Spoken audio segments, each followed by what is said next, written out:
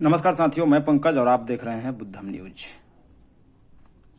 अपार दुख के साथ ये वीडियो बनाना पड़ रहा है। बहुत सारी विसंगतियां हैं भाषा को लेकर। एक लेटर कल निकला है माननीय आईएएस रंजीत कुमार सिंह जी के द्वारा। बहुत से लोग अपने आप को दिग्गज, बिग ब्रेन्स, बहुत सी बातें हैं जो आप लोगों को नहीं पता है। आज मैं सभी बिंदु को क्लियर करने के लिए ये वीडियो लेकर आया हूँ।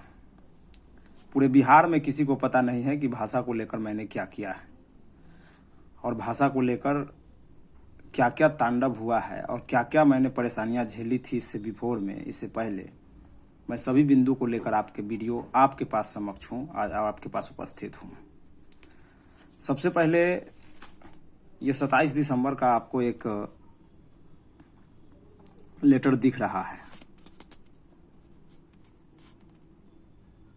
इस लेटर के माध्यम से मैंने माननीय प्राथमिक शिक्षा निदेशक महोदय को यह बताने का कोशिश किया कि प्राथमिक शिक्षक बहाली कक्षा 6 से 8 में भाषा विषय के अध्यापक के पद पर नियोजन हेतु टीईटी में उस आवेदित भाषा विषय नहीं रहने पर भी 2012 नियमावली के अनुसार नियोजन में शामिल करने के लिए नियोजन इकाई को स्पष्ट निर्देश देते हुए एक चिट्ठी मैंने वहां पे एक आवेदन दिया था, एक एप्लीकेशन फॉर्म वहां पे मैंने दिया था और ये रिसीव करवाया गया था 27 दिसंबर 2019 को। मामला ये था कि जब ये इसलिए कराया गया था, इसमें मैंने साफ साफ लिखा था कि उपयुक्त प्राथमिक शिक्षक, उसमें साफ साफ लिखा था कि महोदय उपरोक्त विषय के अंतर्गत आवेदन है कि बिहार के प्राथमिक विद्यालयों में शिक्षक नियोजन की प्रक्रिया चल रही है। जो 12 के शिक्षक नियोजन नियमावली के अनुसार ही शिक्षक बहाली की प्रक्रिया को संपादित किया जाना है। 2012 और 19 के नियमावली के अनुसार 12 और 14 में शिक्षक नियोजन हुआ, जिसमें भाषा के अध्यापक के पद पर नियोजन हेतु योग्यता स्नातक स्तर पर प्रतिष्ठा या सहायक विषय के रूप में वह भाषा पढ़ा हुआ होना चाहिए। उसके साथ बीएड और डीएड और टीईटी उत्तीर्ण था। उसमें कहीं भी यह योग्यता वर्णित नहीं है कि अभ्यर्थी को टीईटी में उस भाषा में उत्तीर्ण होना जरूरी है। और उसी नियमावली के अनुसार वर्तमान में भी प्राथमिक शिक्षक बहाली की प्रक्रिया चल रही है। इसके अनुसार शिक्षक नियोजन होना है, परंतु कुछ नियोजन इकाइयों द्वारा अभ्यर्थी को यह कहकर कि जिन अभ्यर्थियों का टीईटी में आवेदित भाषा विषय नहीं है उस भाषा विषय को अध्यापक पर नियुक्त नहीं हो सकते हैं। महोदय, एनसीटी और बिहार सरकार के शिक्षक नियोजन नियमावली में ऐसा कहीं भी उल्लेखित नहीं है कि भाषा विषय के शिक्षकों के लिए उस भाषा में टीईटी उत्तीर्ण होना अनिवार्य है चाहिए।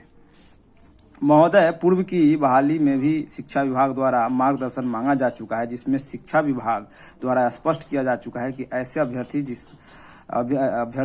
शिक्षक पद पर नियोजन हेतु पात्रता प्राप्त कर लिया है, इसलिए वह वर्ग 6 से 8 के शिक्षक पद पर नियोजन हेतु स्नातक की शैक्षणिक योग्यता के अनुसार आवेदन कर सकते हैं। इस बार भी नियमावली में इस तरह की कोई बात नहीं है। कुछ नियोजन इकाइयों द्वारा साजिश के तहत बहाली से वंचित करने की कोशिश की जा रही है।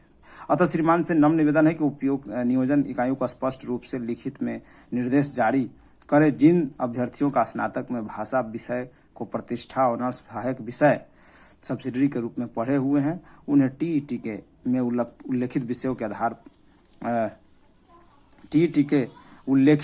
आधार न मानते हुए बिहार शिक्षक नियोजन नियमावली व एनसीटी के दिशा निर्देशों के अनुसार भाषा के अध्यापक पदों पर नियोजन हेतु योग्य माना जाए। ये एक चिट्ठी था। ये चिट्ठी पढ़ना इसलिए जरूरी था कि चिट्ठी पढ़ने से स्पष्ट हुआ कि यही चिट्ठी मैं लगातार दिया। और ये जो कहीं कहीं लिखा गया था, वैशाली और मुजफ्फरपुर जैसे किसी जिला में ये सब चीज़ नहीं लिखा गया था कि आपने लेकिन अलग लिखा गया था। इसका मैंने लड़ाई लड़ा था और ये आप देख सकते हैं कि 27 दिसंबर को मैंने निदेशक महोदय को दिया और 27 दिसंबर 2019 को ही प्रधान सचिव महोदय को मैंने ये लेटर दिया और 27 तारीख को ही शिक्षा मंत्री महोदय को मैंने ये लेटर दिया। आप देख सकते हैं मेरा नाम है वैशाली। और पुनः 10 जनवरी को भी मैंने ये लेटर देने का काम किया ये मुख्य सचिव, अवर मुख्य सचिव, और फिर प्राथमिक निदेशक महोदय को फिर 10 जनवरी को दिया, और 23 जनवरी को भी मैंने ये देने का काम किया। और आपको मैं बताते चलूं कि 31 जनवरी को भी पुनः मैंने ये देने का काम किया। आप देख सकते हैं मेरे स्क्रीन पर। इसके साथ ही एक आवेदन मैंने 7 फरवरी 2020 को जो माननीय मुख्यमंत्री महोदय का एक पोर्टल है वहां जाके डायरेक्ट मैंने देने का काम किया, जिसका आप स्क्रीन पर देखने को आपको मिल रहा है, ये भी मैंने दिया। और यही वो साक्ष्य है जो प्रधान सचिव माननीय अमरजीत सिन्हा जी के द्वारा एक चिट्ठी निकाला गया था। इसमें क्वेश्चन था कि यदि शैक्षणिक योग्यता कला स्नातक कला उत्तीर्ण है किंतु बीटेड साइंस में उत्तीर्ण किया है, ऐसा अभ्यर्थी कला में 6 to 8 शिक्षक पद पर नियोजन हेतु आवेदन दे सकता है या नहीं। इसी प्रकार यदि साइंस की शैक्षणिक योग्यता वाले अभ्यर्थी कला विषय में बीटेड उत्तीर्ण है तो वह साइंस के शिक्षक पद पर नियोजन हेतु आवेदन दे सकता है कि नहीं। उस समय भाषा में किसी प्रकार की त्रुटि ही नहीं थी, उस समय इसको देखना ही नहीं था, इसमें देखा गया था। जबकि इसका आंसर आया था, चूंकि ऐसे अभ्यर्थी शिक्षक के पद पर नियोजन हेतु पात्रता प्राप्त कर लिया, इसलिए वे वर्ग 6 to 8 शिक्षक पद के लिए नियोजन हेतु स्नातक की शैक्षणिक योग्यता के अनुसार आवेदन कर सकते हैं। ये आप देख सकते हैं, ये लेटर है। और मैं आपको पुनः एक लेटर दिखाना चाहता हूं इस लेटर के बाद कि आखिर जो एक लेटर जो निकला है हम लोगों के पास, जो शुद्धि पत्र बाद में आया था, जो नियोजन को लेकर एक चिट्ठी निकाली गई थी, उसमें आप देख सकते हैं कि स्नातक भाषा के शिक्षक शैक्षणिक योग्यता हिंदी के लिए स्नातक स्तर पर पठित हिंदी विषय अर्थात सहायक विषय यानी सब्सिडरी या ऑनर्स अथवा प्रतिष्ठा के रूप में रखा हो। अंग्रेजी के लिए भी वही नियम, स्नातक अथवा स्नातक स्तर पर पठित या अंग्रेजी विषय अर्थात सहायक विषय। यही नियम संस्कृत के लिए भी था और उर्दू के लिए भी सेम नियम था। और इस नियम का पालन करते हुए आप देख सकते हैं कि शिक्षक नियोजन वर्ष 2019-20 को संचालित करने का निर्देश दिया गया।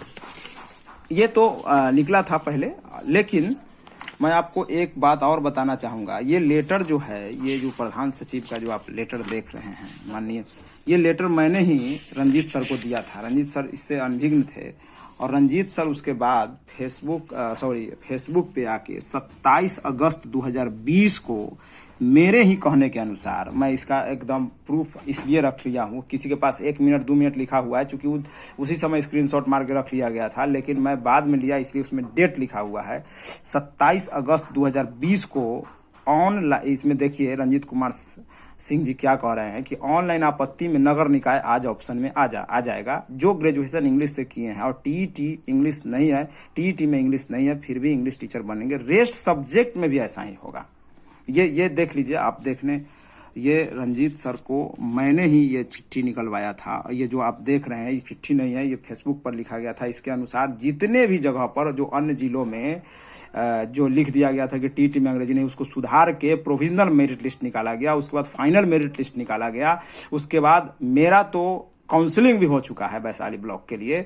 मैं चोर दरवाजा से प्रवेश नहीं किया हूं कि हमें डर लगा हुआ है। इससे पहले भी मैं सभी लड़कों को इकट्ठा करने का प्रयास किया था, लेकिन सब जो चुतियापंती किए उनको हम उसी समय बोले थे कि चल के चिट्ठी निकलवाया जाए, लेकिन वो लोग नहीं आए। आज चिट्ठी नोटिफिकेशन के विरोध में चिट्ठी निकाला गया है और इसलिए भी निकाला गया है कि लोग कोर्ट जाए और कोर्ट जाके इस बहाली को रोकवाए। और बीच में जो लड़का लबड़दौड़ी करने का प्रयास कर रहा है, जिसका हो गया है, चाहे जो इंग्लिश लिया है, चाहे जिसको इससे मतलब नहीं है, उस लड़का को मैं बताना चाहता हूं कि बिहार के खिलाड़ी बनने का प्रयास नहीं करें। जब मैं माइक लेता हूं तो लाइन वहां से शुरू हो जाता है और ज्यादा बकवास उतने कीजिए जितना चलेगा। हम लोग 50 कॉल डेली मैं रिसीव करता हूं और सभी के समस्या का समाधान करता हूं। और यहाँ कुछ लोग जो चुतिया बैठे हुए हैं, कुछ लोग जो हैं वो दूसरे के समस्या पर ध्यान नहीं देते हुए, नोटिफिकेशन पर ध्यान नहीं देते हुए 420 करने का प्रयास करते हैं कुछ जो स्टूडेंट्स हैं। तो उनको मैं बता देना चाहता हूं कि ज़्यादा होशियारी दिखाइएगा। यदि आप स्टूडेंट नहीं है तो लबड़दौड़ी करने का प्रयास नहीं कीजिए, नहीं तो आप कहाँ जाइएगा इसका कोई ठीक नहीं है। बहाली कहाँ चला जाएगा उसका भी कोई ठीक नहीं है। न्याय संगत चीज़ हो उसका लोग हेल्प करना चाहिए। मैंने इस बात को आवाज़ उठाया था जब कीमिलियर मांगा गया था सभी से, जबकि हम एससी कैटेगरी से बिलोंग करते हैं, हमको कीमिलियर से क्या लेना देना है। उसमें बहुत सारे लोगों का मेरे पास कॉल आया, हमको कि एक दिन में उसका लेटर सही होगा। लेटर सही भी हुआ। अब आप लोग थोड़ा सा एक गौर फरमाइएगा। मैं एक चिट्ठी और आपके समक्ष रखने का मैं प्रयास करूंगा। चूंकि आज चिट्ठी का ही खेला चल रहा है तो चिट्ठी दिखाने में कहीं से कोई दो राय नहीं है। मैं एक चिट्ठी और आपके समक्ष रखने का मैं प्रयास करूंगा। 1 मिनट आप लोग थोड़ा सा, मैं एक चिट्ठी और दिखाऊंगा और आप लोग को स्पष्ट करने का प्रयास करूंगा कि इस चिट्ठी में आखिर क्या है और क्या होना चाहिए।